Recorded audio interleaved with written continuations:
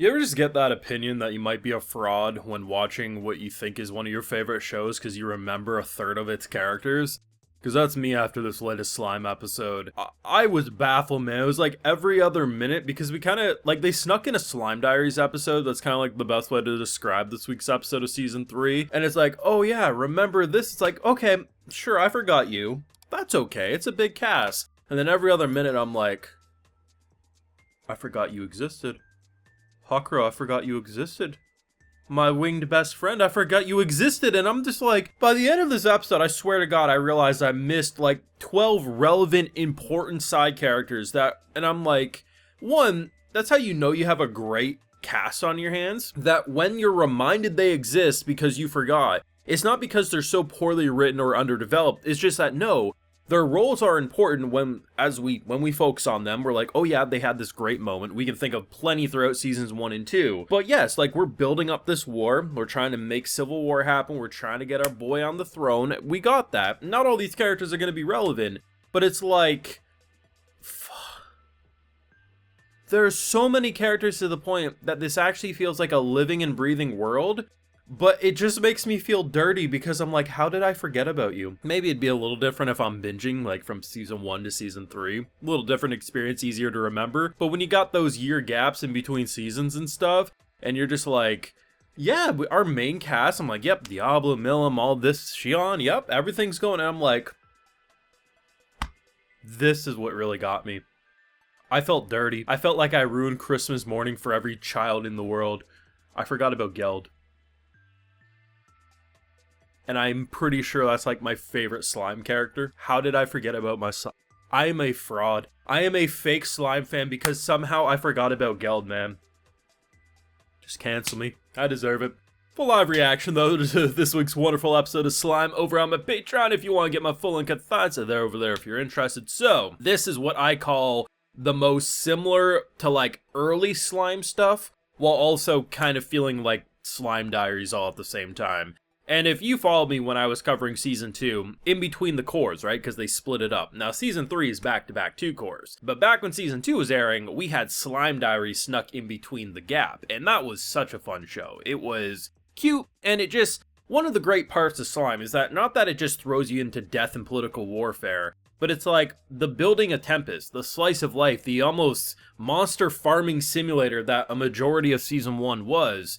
is just great stuff. You apply it to the Slime Diaries and it's just a recipe for success. I still hope we get a season 2 of that. I don't even care if they went completely anime original. Just give me more of that. It was such a fun show. Hell, I'd even take a Slime Diaries that was in the style of Isekai Quartet for fuck's sakes. Just give me more is what I'm saying. But this episode it's called Peaceful Days, right? I thought they were baiting us. I was like, there's no way you call this episode Peaceful Days. Actually, pretty peaceful days. This is the calm before the storm, and I don't think the storm's gonna pop off next week. I think about 5 or 6 would make sense just as an anime only, because here's the thing. I talked about last week. Falmouth is about to mess around and find out. And it's all according to plan. This is literally their plan. It's the situation and how we're, King steps down, gives it to Brother. Brother clearly gonna get the support of people by saying this was all on the King. I'm not my brother. He was an idiot. Let's get revenge. We're not gonna bend over backwards and say, yes, daddy. We're gonna do it right this time. And in return, our boy Yam is going to end up on the throne.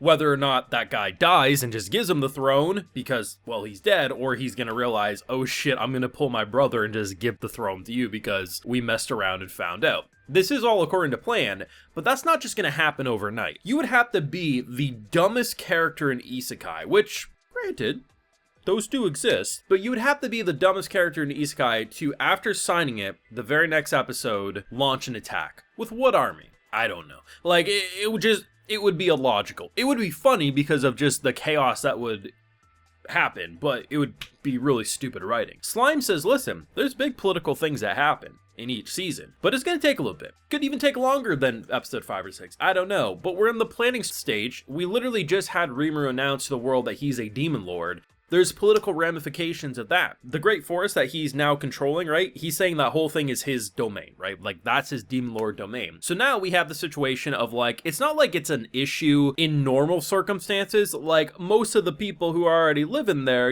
they're like, oh, they already support him. But now it's a little different. You cutting trees down in the forest, now is going to need approval from Demon Lord Rimuru, which basically it's like, okay, so now he's going to have a shit ton more kind of political responsibilities because now all these minor things are going to need a Demon Lord's approval. With that approval, though, comes more protection, because having a Demon Lord be like your ruler of an area is some pretty big dick energy. So, you know, there's good with the bad, but there's a lot of extra political ramifications with it that, you know, you don't really think when you're saying, hey, I'm Demon Lord now, because Clayman also decided to mess around to find out. In general, though, this was just such a comfy episode. It was fun. It felt like watching the early stuff of Slime, but with all the development and all the extra characters of the past couple of seasons. Like, it legitimately is hard to keep track of. If you ask an average Slime fan, can you name the 30 relevant Slime characters off the top of your head? Probably not. I think the average would probably get to 8 or 10, just because, like, you know, they were relevant enough in the past couple of episodes. And I think some series do suffer the bloated cast, where it's like, okay, here's all these great characters, and then very little happens with them. Slime does a pretty good job at, like, each season, clearly a group gets selected to get a focus, and other characters will then be pushed to the side. But it's not like they get pushed to the side in the way that they don't exist. They're doing their own thing, and we still see them in the background, or in this case, we see what Geld was up to and his communication failure. I felt so bad for him, and I thought he deserved that drunken night rambling to his boss. He deserved that one. That was fantastic. But I like the fact that we still see that they're relevant, and it's not like, oh, they're now pointless. It's like, you have two options. You do what Slime does and give them arcs, and then when they're not having their arcs, they're still doing their thing. They're being relevant just in the background, which then makes the world feel living and breathing like it's an actual giant city, a giant kingdom being formed. Or you have a smaller cast that constantly get development. Say you have 5 to 8 characters, right? And those are the only characters you're really going to focus on. Sure, you could go to other kingdoms and this and that, but they're not side characters. And that does work, and there's plenty of shows that I like, but Slime's all about building up a kingdom. And if you're going to do that, you need to have a lot of characters, and it's okay that they do their own thing. It's just when you make such good characters that Brandon forgets they exist, I feel guilty. Almost like I forgot. It's like having kids and forgetting you have them. Like, that's the type of guilt they're giving me. It's like, goddamn, man, like, Slime's just so good right now, and it's so great to know that we're gonna have a back-to-back 2-core. Like, Slime's profitable as hell. Like, of course we're gonna get another 2 cores for a season. I just assumed we were gonna get a split core, but, it's gonna be interesting. We already knew the plan, but this kind of, like, solidifies the plan in terms of, in this episode with Diablo talking to Rimuru. And in general, I just had an absolute blast watching it. It felt like getting Slime Diaries without getting Slime Diaries, while also making me feel guilty like I forgot someone's birthday, because, most of them I could forgive, but I forgot about Geld, man.